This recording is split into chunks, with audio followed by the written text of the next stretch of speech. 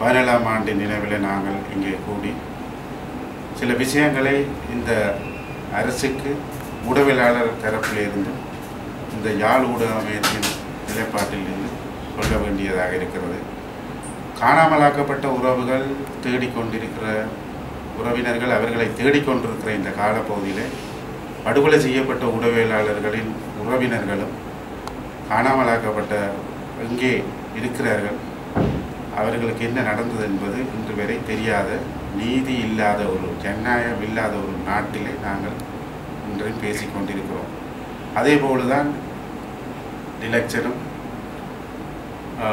அவரது அம்மா சமீபத்தில் இறந்திருக்கிறார். அவர் தனது ஒவ்வொரு நிமிடங்களும் ஒவ்வொரு நாட்களையும் தனது மகனை இறப்பு சம்பந்தமாக நீதி கிடைக்கணும், தனது மகனுக்கு நீதி கிடைக்கணும் என்பதற்காக அவர் அந்த அம்மா ஏறாத இடங்களும் இல்லை.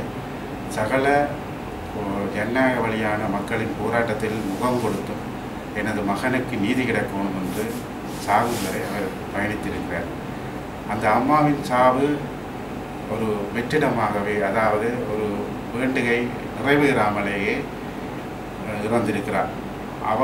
அதே போலத்தான் இங்கே வடக்கிலே பணியாற்றின ஊடகவியலாளர்கள், தமிழர் பகுதியில் கிழக்கிலையும் பணியாற்றின ஊடகவியலாளர்களின் இறப்பு இன்று வரையும் ஏதோ, அதாவது ஒரு விசாரணை கூட இன்றி தட்டி கழித்து இந்த அரசு வருகிறது.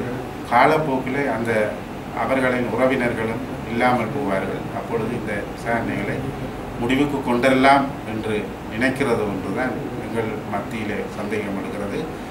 ஊடகவியலாளர்களாக அந்த காலப்பகுதியில் பணியாற்றின ஊடகவியலாளராகிய இன்றும் நாங்கள் இந்த உயிரோடு இருக்கிற ஊடகவியலாளர்கள் நாங்கள் அதை தவிர அந்த ஊடகவியலாளர்களுக்கு படுகொலை செய்யப்பட்ட ஊடகங்களுக்கு நீதி வேண்டும் என்பதை தொடர்ந்து நாங்கள் வலியுறுத்தி வருவோம் என்பதை இந்த நிலச்சன நினைவில் நாங்கள் கூறிக்கொள்ள விரும்புவோம்.